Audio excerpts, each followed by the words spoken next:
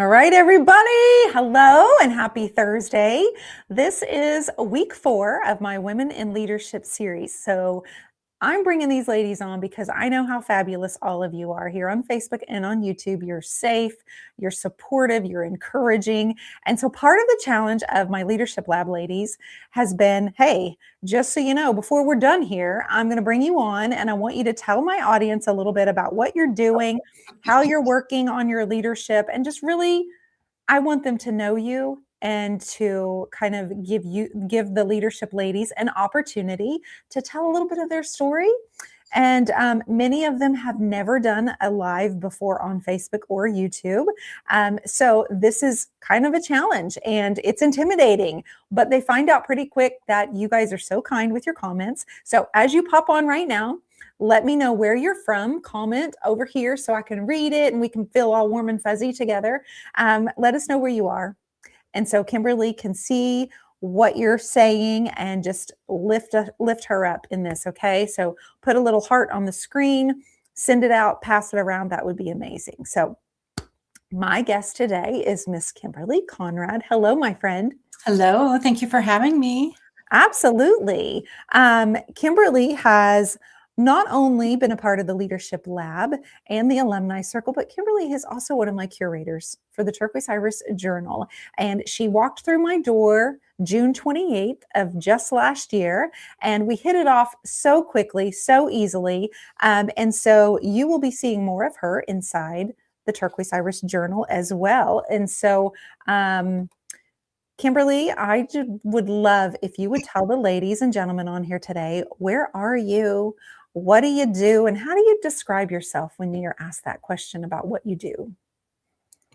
Oh, that's a tough one. And let me say now, I'm sorry, you guys, I woke up with a little frog in my throat this morning. No problem. I'm Kimberly Conrad. I'm not from, but I live in Denver, Colorado. I've been here for about 31 years. So I feel like I'm from here. I'm an artist by profession. I also coach artists around business and have for about 20 years and am a master life coach. I work with women in midlife. Amazing. Well, guess what? This audience right here, this is like, for example, we have Laura Maldonado. We've got Patience. Hello, Royce. We have Patty on here with us, New Yorker in South Carolina. So we have a wide audience with us today. And I know many of you are going to be catching this on the replay. But I would love for you to kind of tell us a little bit about what your creative day looks like, or it's all different, right? Yeah, they are all different. So some days I'm doing a little bit of everything. What I much prefer, it helps me to be, excuse me, more focused, is I prefer to have days where I'm creating content, days where I'm painting, and then definitely have my coaching days separate. So I kind of get in the zone when I'm coaching. So I tend to schedule those all, for the most part, on one day. I also write. So I have days that are writing days. And yeah, I mean, some days, again, I'm doing a little bit of everything, but I prefer to separate it out. It helps my focus. So this creative community that you're a part of, this Leadership Lab, but beyond that as well, because you've been in the creative industry your entire adult life. Before your boys were little, you had a music, art, and you've done so many different things, right? Do you feel like everything you've done has brought you to where you are right now? Yeah, I do. As far as coaching and working with women, I mean, I started in the church many, many, many years ago and led a group called Mighty Moms. And then, worked and mentored women individually. And that kind of grew. And we weren't called coaches back then. We were called mentors. That was before all of the coaching programs that, I later took part in. So I've always had a heart for working with women. So that part of it, yes. I raised 4 little boys and I had a school in my home. So Conrad School in the beginning, it was Conrad School of Music. I was a music major in school, and I'd always been an artist, many iterations. Okay. But when my children were little, I had a school in my home and it was Conrad School of Music. And then I decided one year to add art. And then we would split up between like a 10-week music unit with a performance and then like a 12-week art unit with an art show. And that continued for 17 years. With children from all over. They came from even other towns. They would come after school, and it was a really beautiful run. But I was getting ready to, my kids were getting older, and I knew I was going to have grandkids, right? And I Yeah. was getting a little burnout, and I thought, I want to enjoy my grandkids. So I think I want to get out of teaching kids for a little while before the grandkids come. I Yeah. completely understand what you mean. What is it like though being in a creative community now? Like how do you like at this stage in your life being with other creative women? Because so we spend time on Zoom calls, you spend time coaching some of your clients. Like what does it mean for you and what has it meant for you over the last few years of being a part of a creative community at this stage in your life? Well, it's been life-saving. My husband was very ill for a long time, and I've had to step forward and back many times in the last couple of decades, and especially in the last several years. He received a heart transplant last year, so he's doing well. But I've had to step back and put things on hold, and I felt very alone. I felt very alone during a lot of that time. And so when I joined Leadership Lab last year, he received a heart transplant in September of 2024. And I was ready to hit the ground running in 2025, but the recovery wasn't, quite that quick. Yeah. And so, I of course, during that time had continued to serve my coaching clients and, post on social media, all of the things, look present, right? Look present. But I was, lonely, and I did not have a community, and I felt very disconnected. So when I joined the Leadership Lab, it was amazing. And I joined for the camaraderie, which I was really missing. But like you said, we hit it off. I found you online about 2 months, I think, before the Create and Capture workshop. And I just thought, she's a sister from another mother. We were doing a lot of the things that I had done. I'm a little older than you, so I'd done them in a different time frame. But I just so resonated with everything you did. And the other thing was I was ready to combine all the things I did. So I had a life art business site. I had a She's Splendid site, which was for my coaching practice. And then I had my art site. And so I was just everywhere, and I wanted to combine them. And I saw that you were doing many of the things I was doing, but you had them under one umbrella. So I wanted to learn. Yeah, absolutely. Thank you so much, Karen Berg. You've got some friends on here. We've got Ann on here. Hello, Christy. Hello, Kayla. Appreciate you guys so much for popping on here and giving Kimberly some love, who I lovingly call KC. Some of us do in the group. We ended up with 2 Kimberlys, and it was like, do you mind? Which, it's a cute name too. So she's kind of taken in that whole KC, which you can see Karen Berg commenting there. Is there something that you're doing differently now that feels more in alignment, even if it's something that's a little bit quieter than before? Now, meaning since I joined the Leadership Lab? Just at this stage in your creative career. Oh, I was thinking about the fact that a few months ago, you made a huge business decision to kind of pull back from your gallery, which you had open for years. Yeah, that's been a huge change. So as I closed up my school, my little school in my home, I opened a gallery downtown Denver, and I was there for 12 years. And it was a really good run in the beginning. It was in a 1906 building, beautiful crown molding. I mean, it was just a dream aesthetically. But the climate changed during the pandemic, and then high rises started coming up. By the time I left, there was a 13-story high rise like across the alley from me. And, it changed. The dynamics changed. And I probably needed to leave a couple of years before I did. I probably should have left in 2023, but my guy was really ill in 2024, and it wasn't, just wasn't conducive to making a giant move like that. I had 1,200 square feet and furniture and, art and supplies. And, but I've been so grateful. I miss having a brick and mortar space. I don't miss the commute. Oh, yeah. Miss the time away from home. We lost 3 dogs in the last year, well, 15 months apart, and we've Mm. got 2, and one's a senior.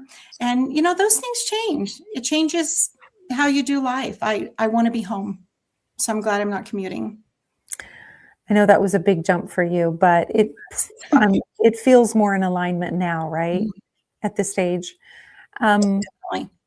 yeah, and I'm also that kind of led me to my next question, Kimberly. I was thinking about success, and I love asking this question because it is different for everybody, but has it changed over the last few years of what like the meaning of success feels and means to you?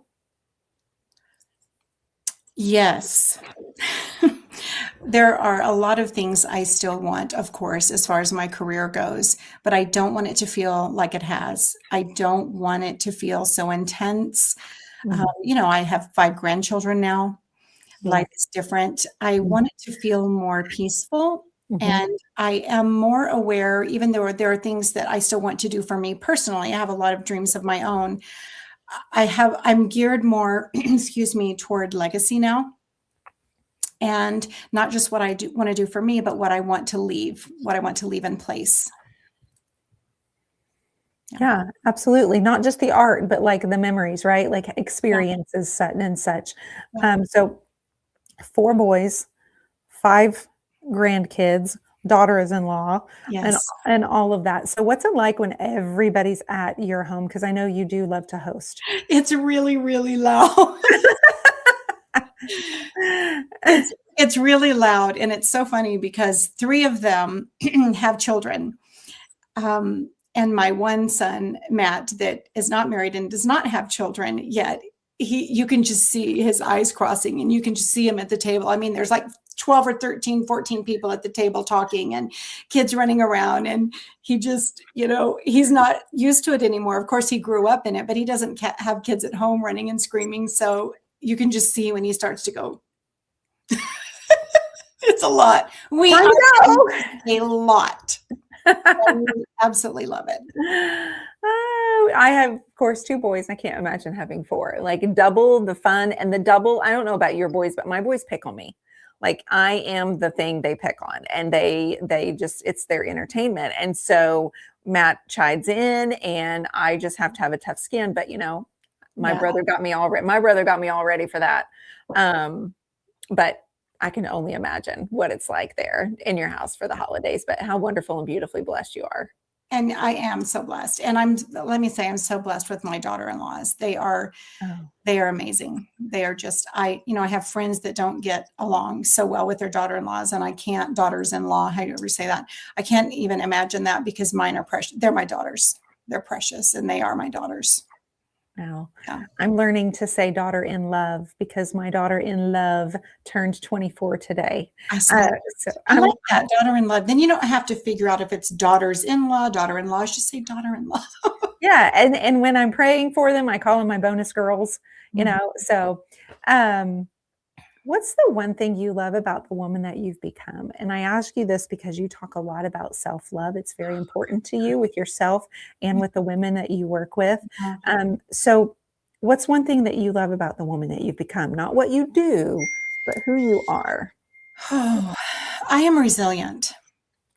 If I am anything, I'm resilient. I love that about myself. And I love women. Definitely a woman for women. That's My right. boys went to Regis and they said, we're men for men. I am a woman for other women. And that's very important to me. And uh, I like that. I like that about me.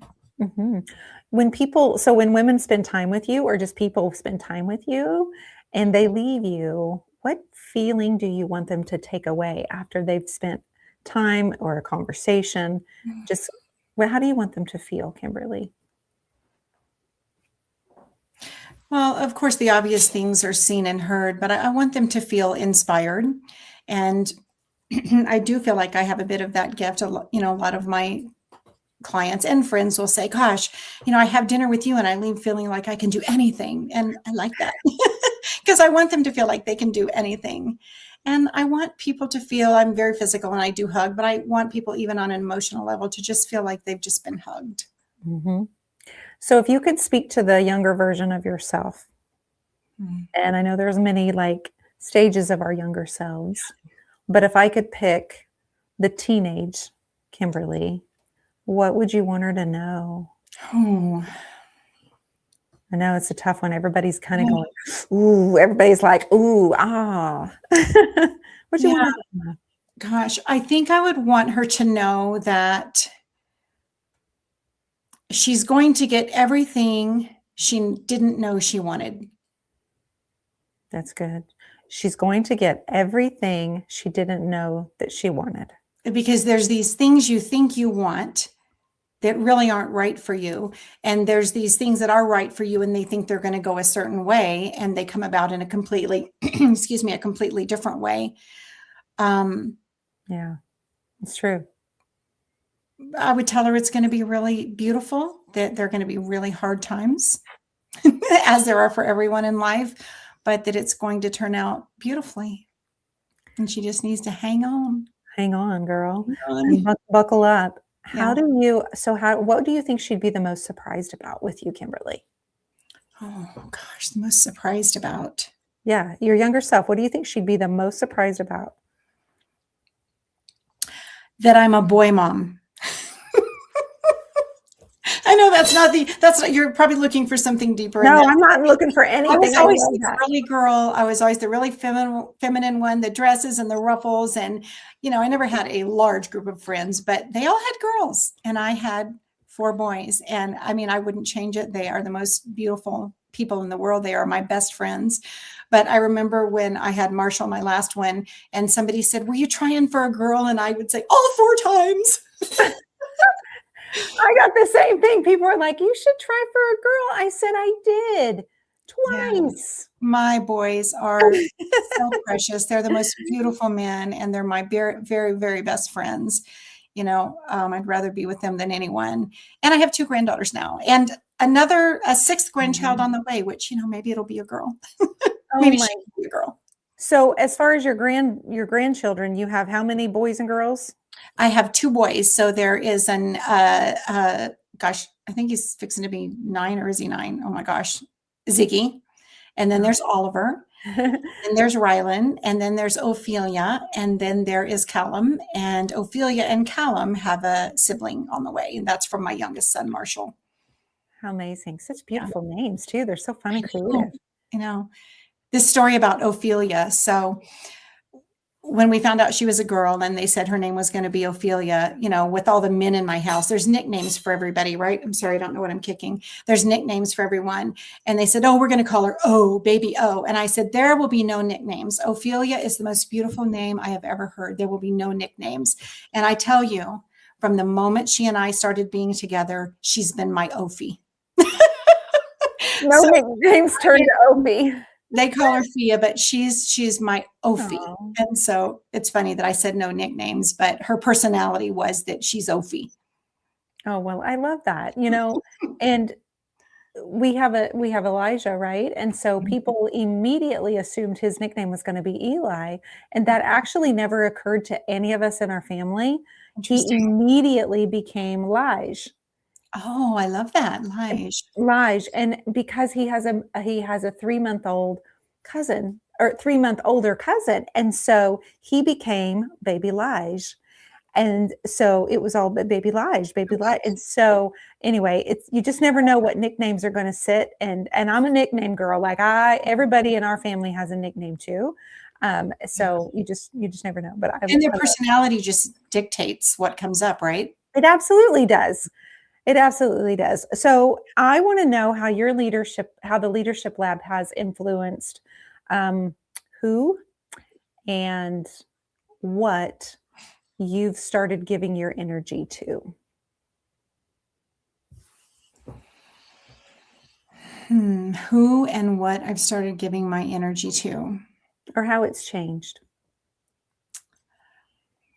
Because one of the things that we do in the Leadership Lab is that I've asked you guys some really hard questions, and we've had to kind of go down the trajectory of looking at things just a little bit differently, fresh perspectives, and then just anytime you're in a community with really creative, close-knit women, there's vulnerability. Mhm. And when they share what's on their heart and when they share really this discussion in it, there you feel seen and heard. Sometimes we're reminded of our unique abilities and our greatest gifts. And so I'm wondering if you have felt any of that or discovered anything along the way in the journey. Yeah, I think one thing that's been really special for me about this group is, excuse me, number one, that we're all creatives. I've been in many coaching containers over the years with, just business containers or just containers for coaches.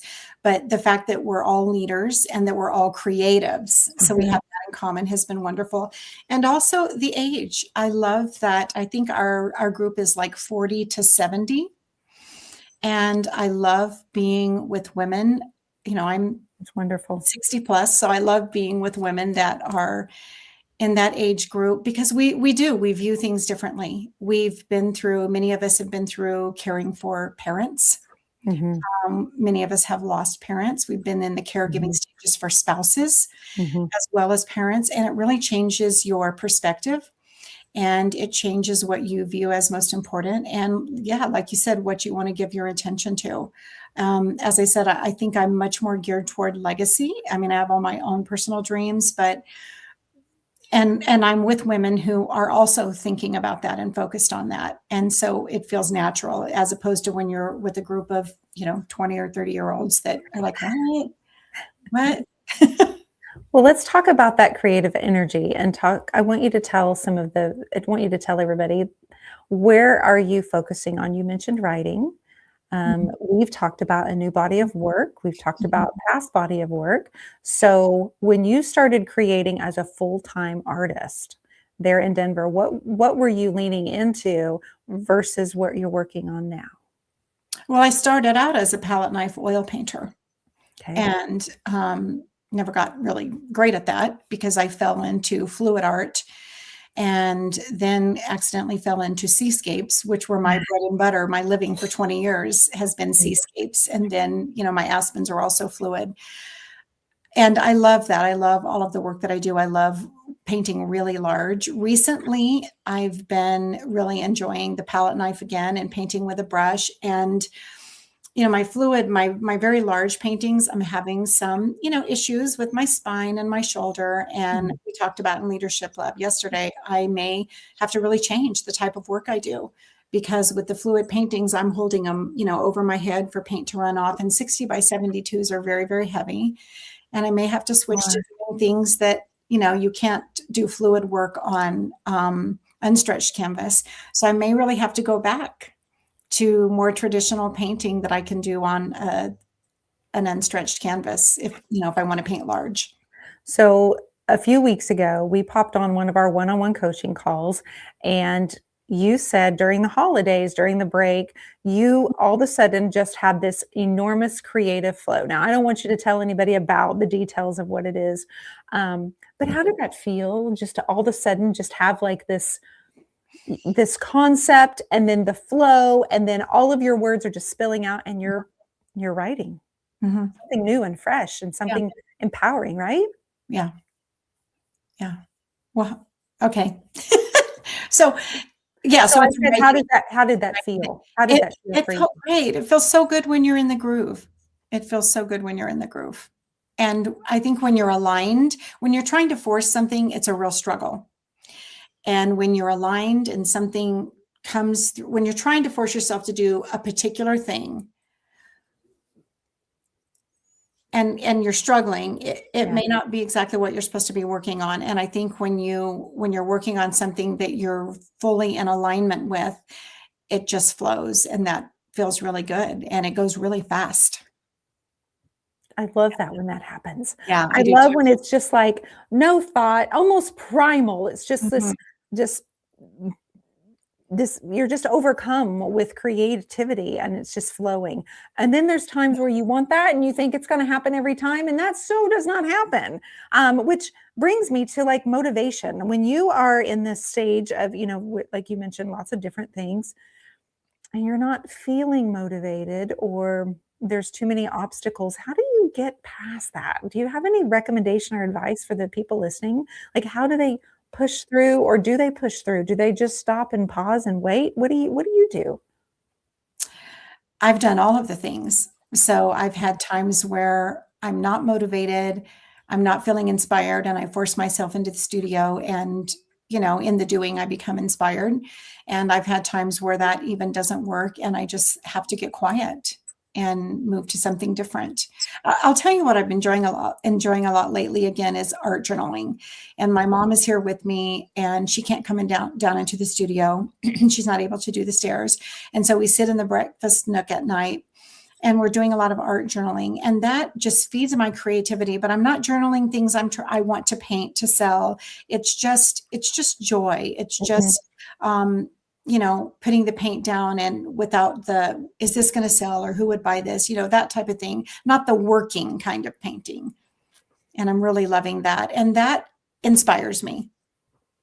So what are people going to see from you in 2026? Okay.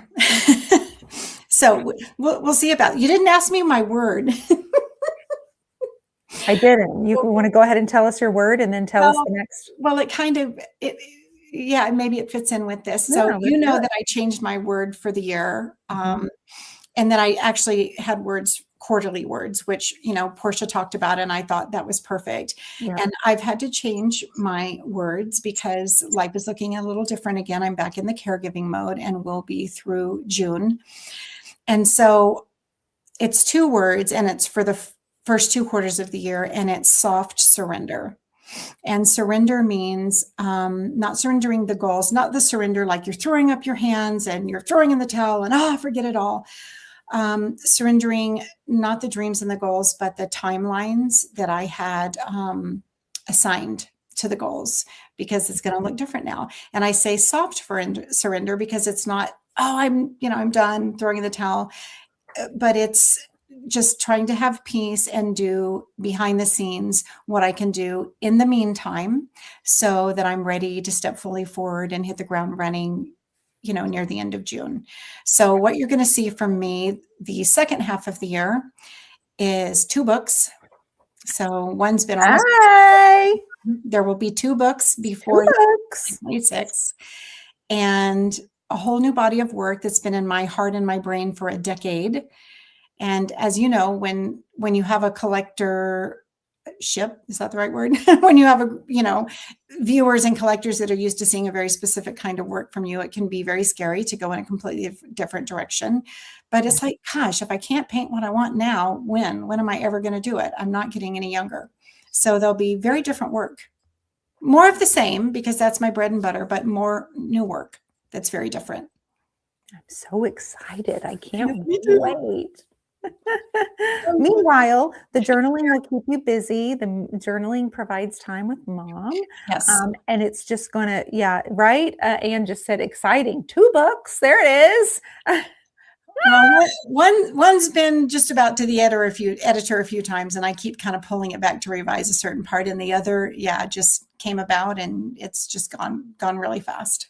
So I just love highlighting that storyline, because those of you listening today, I want you to think about what Kimberly just said. She's had one thing in the works for a while, almost gone to printer, gone to publishing so many times, and it's just not quite finished. Mm-hmm. But on the other hand, another idea, another story, flow, and she's almost done with that. So they're almost like at the same place. But can you guys relate to that? And what are your thoughts on how does that make you feel when you are, in this place that Kimberly's in too? Can you guys relate to that? Like, I know in my art I can, and I know when I'm planning like a workshop or a course, and none of it makes sense. I really don't understand why, because they're both just as important. I'm passionate about both of the messages, but that does happen. Yeah, Renee says yes. Yes. Um, if you could give some of our viewers any tips, advice, because you have done so many different things and you have let some things go as you've traveled along, been in the many stages that you've gone through. What do you want them to know, and what would you want them to take away with this today? I think that if there's something in your heart that's strong that doesn't go away, it's part of your destiny. And so what does that mean for those of us who there are dozens of things Right. in our heart that don't go away? So there are dozens of things that are in our destiny. Right. I think what I would say, and what I say to younger women, is all of the things that you deeply desire, I think, are meant for you. And I believe that you can do them all. However, you may not be able to do them all at the same time. And that's what I have really learned, especially looking back at all the different things I've done. There's a season, and there will be a season for that particular thing if the season is not now. It's hard to juggle all of the things at once. Things give our energy to multiple things. But back to what we were talking about before that I think ties in with this about when something just flows. So I call that a divine download. And, I've written a lot of music, and I used to write music that way in the middle of the night when I'm quiet and I'm just, kind of in a prayerful state or in a meditative state, and it just comes. And I think that's a divine download. And I think when you're on the right thing, not that there are wrong things, but when you're on the right thing at the right time, it just comes. And that's not to say there won't be bumps or that it's not work, but when you're on the right thing at the right time, it just flows. Yeah.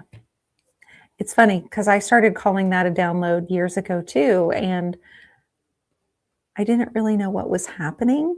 I just remember thinking, I like this. And I've learned to trust that. I've learned and it's also given me a little bit of confidence knowing that even as I approach, say, a workshop or a retreat, and I haven't really prepared my discussion, my day, as it gets closer, I don't panic anymore. I know that the download will come when I can get quiet enough to listen. It happens every time. And it's given me this sense of security and confidence. Like, I know that I will be okay. Have you ever received it? Like, I remember writing a very powerful short story, like at 3 a.m. one night. And it was so bizarre. It was like I was watching myself. So it was like I was up here watching myself do it, like I was watching a movie. So like I was writing it, but I was like just seeing myself. It was very out of body experience. And that's what I call a divine download. But have you ever felt like that, where you're just, whether it's painting or writing or whatever, where you're the one doing it, but you're actually just kind of watching yourself doing it, like you're watching a movie? Only when I've painted, I have felt that, where I've stepped back and hours went by and I look at something and feel very inspired or very, I think almost sometimes relieved, like, okay, I did that. Like, that needed to come out so I could be more calm and clear in here. It needed to come out. And so just a gift. Yes, in that way. For sure. You guys, thank you so much for your comment. And if you're just now popping on, this is week 4 of our Women in Leadership. And I'm bringing on the 12 women who are a part of my current Leadership Lab Alumni Circle. And part of us closing this out, this season that we've had together, is I said, come on, y'all are coming on the live because these people are really nice. This is a really good community. So tell everybody, Kimberly, where they can follow you and where they can learn more from you and see your work.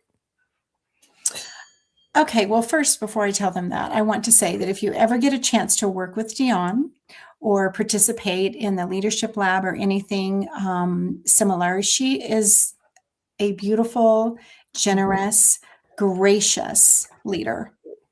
And that's one of the things I love about her so much, is she does not hold anything tight to the chest. If there's something that I need to know or anyone needs to learn, and she knows, she's going to share it. And I love that about her. And she's so gracious and kind, and don't miss the opportunity to work with her. So Thank you. Appreciate that very you much. can currently find me on Instagram at The Splendid Life Studio. So I know that sounds really weird, but my coaching business was She's Splendid. And when I wanted to, that's one thing Dion and I worked on together during the first leadership lab, was combining everything. So the Splendid Life Studio is the website where you'll find my coaching, my courses, my artwork, all of it together. No, I said the Splendid Life Studio. Yeah, the splendidlifestudio.com. Did I say that right? Yeah. And Instagram, it's the Splendid Life Studio, and the website is the splendidlifestudio.com. Wonderful. And podcast. Yes. So YouTube. old podcast. I used to have a podcast, the She's Splendid podcast. It's been gone for 5 years, but we're going to bring it back, and it will be the Splendid Life podcast. And Yeah. what can they expect on that? Everything. So it used to be the She's Splendid podcast was, oh my gosh, I just went blank. Life, love, life, love, blah, blah, and all things woman. And so the same thing, you know, I have a hard time separating art from life, because I think life is art. So we'll talk about women things. We'll talk about things as we age, and the things we deal with as we age, and family and art and business, and just all things splendid. Absolutely. Beautifully said, everybody. I would love if you would like and follow Kimberly. If you're on YouTube, go follow her channel, as well as Facebook, and head on. You can click on Instagram. She shares different content there, but I do believe you're going to be seeing more of her, especially after June. Thank you for coming on here. There's not much on YouTube. YouTube is just kind of, coming back. There's really not anything there. There will be, but there will be. Yeah, there will be. Facebook, yeah. Yeah, absolutely. Kimberly, thank you so much for coming on here with me today and trusting me. Thank you. Trusting all of us that are watching you. Thank you. Absolutely, everybody. Thank you so much. I'm going to be back next Thursday, but we're going to come on a little bit later because our first guest is from Australia. She's a part of the group. And so we're going to come on at 6:30 Central Time instead of 5. And we will finish up with 3 guests next Thursday for week 5 of Women in Leadership. And then that'll be all of them. So if you've missed the previous weeks, because this is week 4, I want you all to know that if you go onto the Turquoise Iris, you can click on videos and you can see 8 other women who have already come on here and who have shared what they're working on. And again, part of this is a challenge of just saying, you know, trust me, trust yourself. It's a small tool that you can use to get more and more comfortable in front of the computer and in front of the camera. And it's so much better when you're not doing it alone, right? Yes. So much better when you're not doing it alone. That's right. Podcast. The experience of knowing Dion and the Women in Leadership has been life-changing. Thank you, Abby. Hi, Abby. Yes, that's right. Renee, she said a podcast. All right, everybody. Thank you so much. Have a wonderful night. And I will see you back next Thursday. Hold tight, Kimberly. Bye, everyone.